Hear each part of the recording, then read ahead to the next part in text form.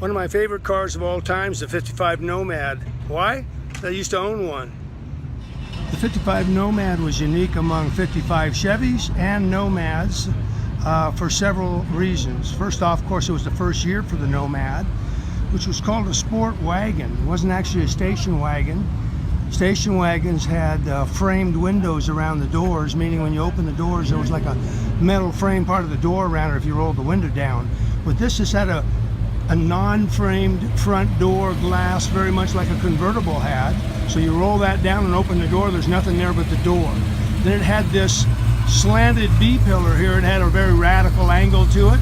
And then the back windows were sliders. They slide back and forth rather than rolling up and down like a conventional station wagon.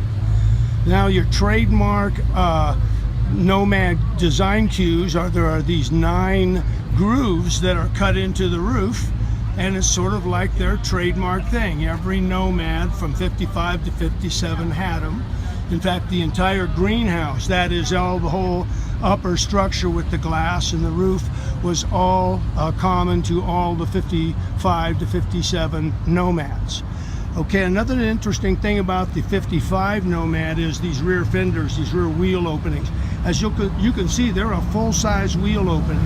If you look at any other 55 Chevy, they're cut about in half, covering about half or a quarter of the top of that tire right there, which limited tire size. You couldn't get very wide tires under them without them rubbing all the time. The Nomad, the 55 Nomad, was the only one to have this shape of wide open fenders from the factory. Now the 56 and 57 Nomads adopted the same exact fenders as the 55 and 57 passenger, or 56 and 7 passenger cars, which also covered part of the wheel. So they were always also limiting the size of the rear tire. So the 55 is the only one that has this type of full wheel opening that allows virtually any size tire.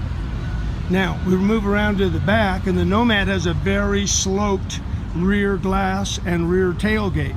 The angle matches the angle of the B-pillar forward here and of the little ends of the glass sliders here. You move around this way and you'll see that there are 7 chrome spears on the tailgate. That's another unique design cue just to Nomads, Tri-5 Nomads. And then everything else is basically Bel Air. You know, you've got the premium trim. But another interesting thing about the 55 Nomad that makes it unique is the trim.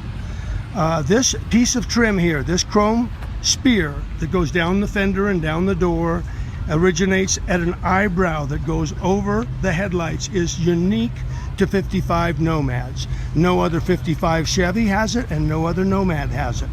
All the other Chevys, including especially the 55 Bel Air, the other ones, and this is a Bel Air, it has a much busier, more complicated side trim that the Nomad simply doesn't have. I don't know who came up with the idea of cleaning it up in this way, but it's elegantly simple, gorgeous.